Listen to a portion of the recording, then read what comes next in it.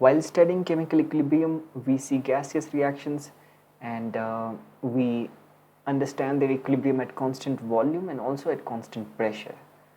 The constant volume case is pretty easy, and it's mostly students do not have problem into that, but I would like to discuss about the constant pressure case. So consider a beaker in which there is PCl5 gas,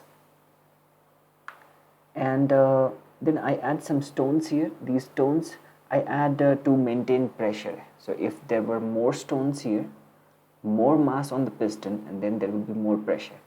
So here you can have I have 5 stones, so there is some pressure here, okay, because of these 5 stones and also because of the mass of the piston. Anyways, PCl5 will start dissociating into PCl3 and Cl2. So when it dissociates, one molecule of PCl5 gives 2 new molecules of gases. Because of that, if your container is at constant volume, so if this is like locked and you don't let it move, so if PCl5 gas dissociates, then there will be more gas here, more number of molecules, and there will be more pressure. So the pressure will increase, but what we are dealing is with constant pressure. We are not thinking about constant volume case. In constant volume case, it will be locked, the piston will be locked, but in constant pressure case, the piston this can move on smoothly. So this surface is smooth and piston can move very easily. So if that is the case, then you will see that because of dissociation, the volume of the container will increase because the piston will move upwards, because this is a dissociation kind of process. If it would have been association, the piston would have moved down and the number of gas molecules would have decreased. But here the number of gas molecules are increasing because one molecule is giving 2 molecules on dissociation. Okay, so if you write like initial pressure is P naught, and for PCl5 it's P naught and PCl3 0 0, and then you write like this, suppose alpha is the degree of dissociation, and you fill this table like this, then it's wrong. This is what you do in the constant volume case, because here you see your initial pressure is total initial pressure is P naught, and total final pressure will be P naught 1 minus alpha plus P naught alpha plus P naught alpha, and this will be P naught plus P naught alpha, right? So the total pressure is not constant. So this kind of stoichiometry with pressures you can do only in the constant volume case. So how to deal with this situation? So then you will have to do stoichiometry in terms of amount, because you're using alpha here, degree of dissociation. Degree of dissociation is like what is the percentage of molecules which will dissociate, percentage of number of molecules which will dissociate. So this alpha you can use on amount. Let's say the initial number of molecules of PCl5 is n, and initially PCl5 and Cl2 is 0, and then it starts dissociating. So then the final amounts will be n into 1 minus alpha and n alpha and n alpha, because n alpha has dissociated. I hope my viewers know the basics. So now think about the volume. The volume here before dissociation it was Vi, and after dissociation it has changed to Vf. This is important. Okay, and then now let's think about total amount. Total amount initially we had n, and total amount finally we have, you can add these terms and then you will get n into 1 plus alpha. Okay, so what next? You see here the total pressure. Total pressure here. This total pressure I have written in terms of mass and area of the piston. That's not that important. What is important is that total pressure is constant. Whatever total pressure you have here is the total pressure you have here. So you can take the mixture. Initially you have only PCl5 gas, and you can apply this. You have total amount n, and you can apply ideal gas equation initially. So Pt and Vi, initially the volume is Vi, is equal to nRT. Initial total amount is n, and then in the final state you can also apply ideal gas equation.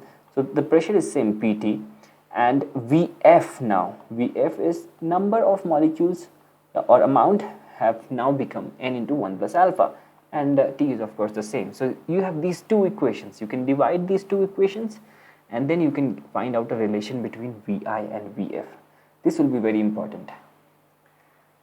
So we can use alpha, degree of dissociation, on amounts, and then we are thinking about the volume, because from here we will go into pressures.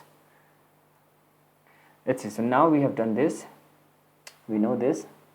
We have the amounts, and now we have to convert it into final pressures. So initial pressure, what is the initial pressure? Initially you have N is the amount of PCl5, so nRT by Vi, and the others are 0, 0. And final pressures will be written according to these amounts. This is the amount of PCl5 finally. Volume will be taken as V final, because PCl5 will be spread out into the whole final volume, and its amount has decreased, and temperature is given and constant.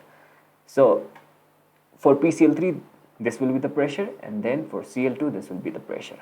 Okay, so it looks very cumbersome, but let's make it simple.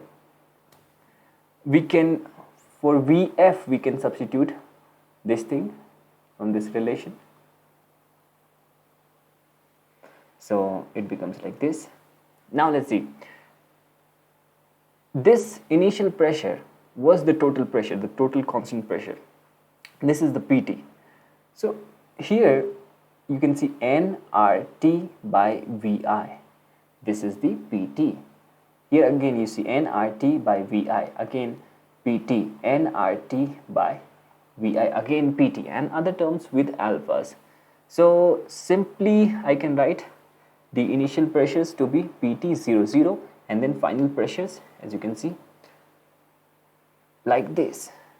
This is very important. Now you can see that the final pressure, if you add up all the terms in the final pressure would be same as PT. So your LCM would be 1 plus alpha, and above you will take PT common, then 1 plus alpha plus alpha plus alpha. And this will cancel out, and this will cancel out. So you see that the final pressure is only PT, and you have the correct pressure distribution now.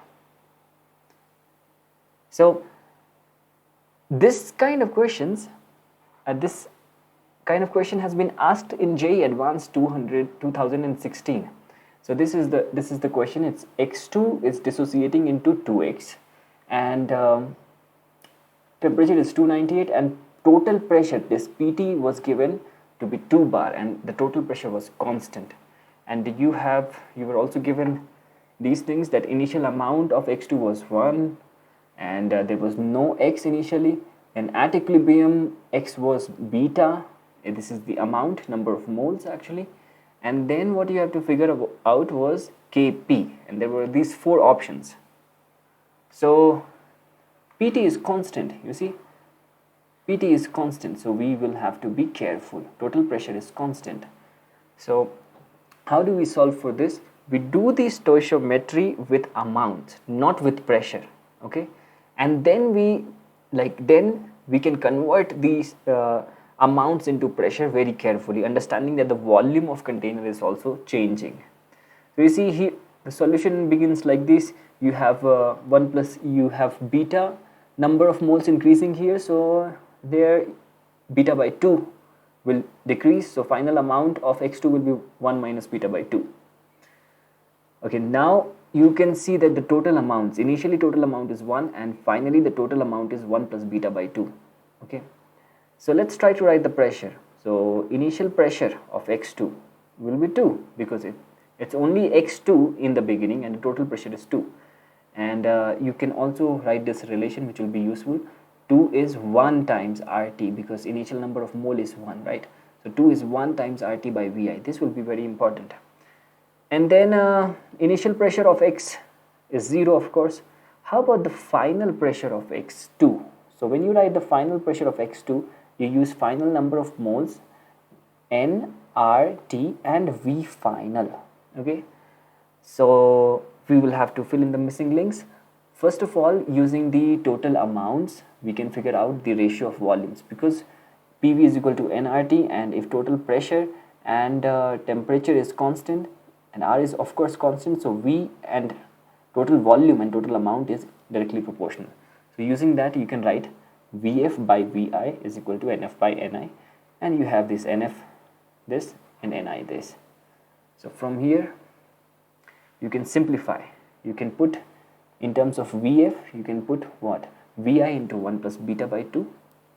So you get Pf extra like this, and you see RT by Vi is 2. So here you also have RT by Vi. So you can put 2 and simplify. So you get this.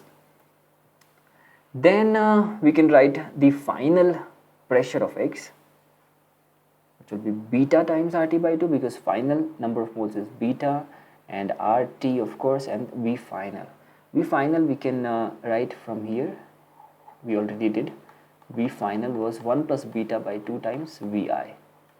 So that you will write there. And RT by Vi, once again you know that this is 2. So this will simplify to 4 beta by 2 plus beta. And then from here we can calculate the Kp. So we can write Kp as 4 beta by 2 plus beta squared by 2 into 2 minus beta by 2 plus beta. Okay, 16.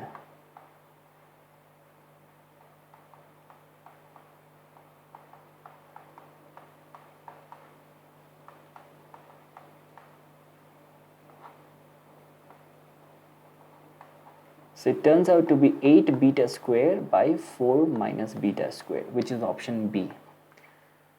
Notice one thing you can always do as you can always do to check whether you are going right or not. If your total pressure is constant, these terms should also add up to 2, because initial total pressure is 2 and these two terms should also add up to 2. Let's see. We have 2 plus beta in the denominator and 4 minus beta from there, and plus 4 beta, 4 minus 2 beta, sorry. So this turns out to be 4 plus 2 beta by 2 plus beta, and of course this is 2. So I'm pretty sure this solution is correct. Thank you.